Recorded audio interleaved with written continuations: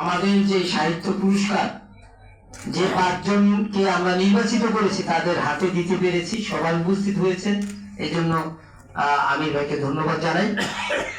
এবার আমরা 10 তারিখ ছিল আন্তর্জাতিক মানবাধিকার দিবস। জাতীয় মানবাধিকার সোসাইটি অনেক সুন্দর একটা বড় করে একটা প্রোগ্রাম করেছি এবং সেখানে একজন কবিকে আমরা আনুষ্ঠানিকভাবে প্রায় 1500 মানবাধিকার কর্মীর সমন্বয়ে আমরা মানবতার কবি ঘোষণা দিয়েছি কবি ইমরুল সোহেলকে। একটু করতালি দিবেন না? কবি যদি একটা ভালো কিছু করে সবার কিন্তু ভালো লাগে।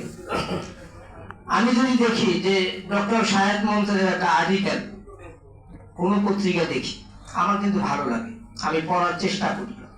ঠিক তেমনি করে আপনাদের যখন একটা কবিতা আমি কোনো পত্রিকা দেখি আমার কিন্তু ভালো লাগে।